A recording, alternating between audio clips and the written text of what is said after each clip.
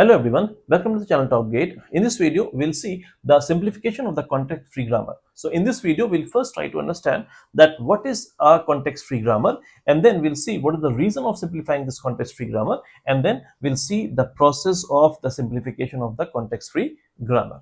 Okay, so let's first try to understand that what is this context-free grammar. So we know that a context-free grammar is in the format of A tends to alpha, where A belongs to Vn and alpha belongs to Vn union sigma star.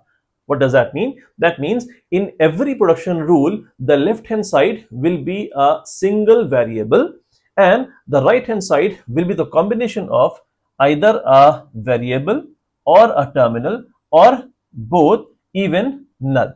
Okay, so this is the format of a context free grammar. Now let's see the reason of simplification of the context free grammar. It says that this process, the simplification of this context free grammar, actually makes the grammar compiler friendly. It makes the grammar easy to parse. Okay, so this is the reason why we actually simplify these context free grammars.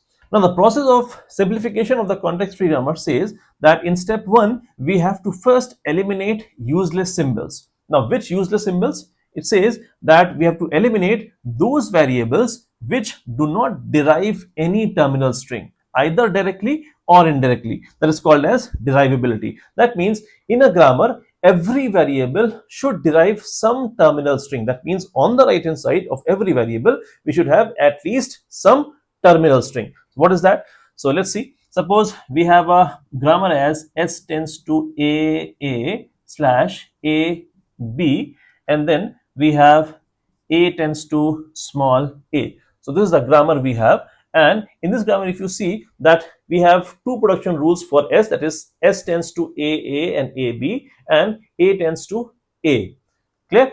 So if you can see here that in this one every variable is deriving some terminal string, but only B is not there, which is deriving any terminal string. Like you can see here that A is deriving a terminal string, so we have got small a here. So if you put this small a here in S, so what you will get? You will get AA. That means S is also deriving a terminal string, but here we don't have any production rule for B. So you can see here clearly that B is not deriving any terminal string. So therefore B is a useless symbol, and hence this has to be eliminated from this grammar.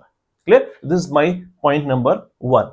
Clear? We have to eliminate the useless symbol. Which symbol? Which is not deriving any terminal string, or you can say that to the right hand side of that variable we are not having any terminal string, either directly or indirectly. Like you can see here A is deriving a terminal string directly, but S is not deriving directly. It is deriving indirectly a terminal string. How? We have the small a, capital A, and capital A is deriving small a. So if you put this small a here, you will get a terminal string. So S and A are deriving a terminal string, whereas B is not deriving a terminal string. Therefore B is a useless symbol, and we will eliminate that.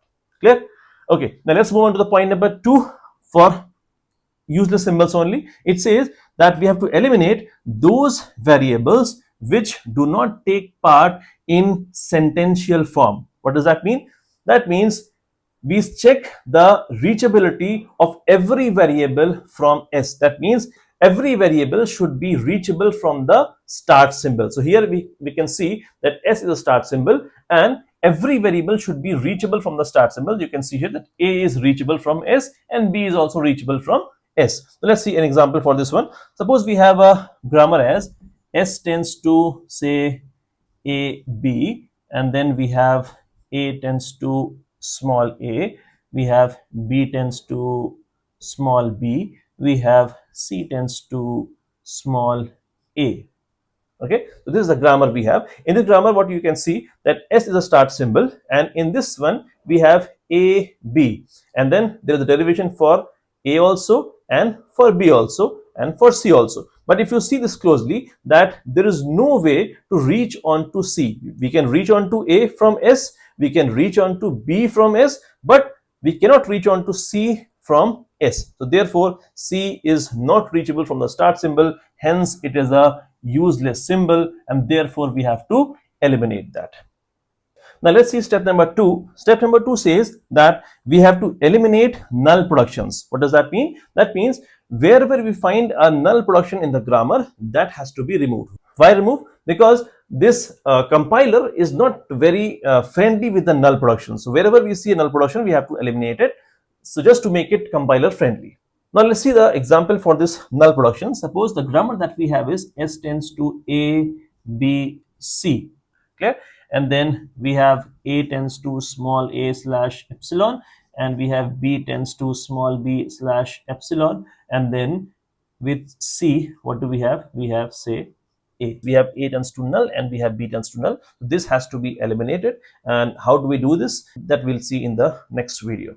Okay, so this is the null productions here, and this has to be eliminated. Okay, now let's move to step number 3. So step number 3 says that we have to eliminate unit productions. Okay, so what is the unit production? So unit production is actually in this format. Like we have, suppose A tends to B, that is single variable on the left hand side and a single variable onto the right hand side. Suppose the example that we have is, suppose we have S tends to A, B, and then here I have A tends to small a, but you can just add something here, say B, C. Okay, and so what do we have? A tends to small a. Suppose we have B tends to capital C and C tends to small a. Okay, so this is a kind of a unit production. That means left hand side single variable, right hand side single variable. So what do? We just have to eliminate this unit production. Okay, so this is the process we follow in simplifying a context free grammar. Point number 1 is we have to eliminate the useless symbols. Useless are those variables which do not derive any terminal string, and those variables which do not take part in sentential form, reachability from S, and this one is derivability. Then step number 2 says that we have to eliminate the null productions, and step number 3 says we have to eliminate unit productions. This is the simplification of the context free grammar, and in the next videos I'll take up all these 3 steps one by one. So we'll see several examples, and then in the end I'll take problems on the simplification of the context free grammar. I hope it's clear to you now. Thank you so much.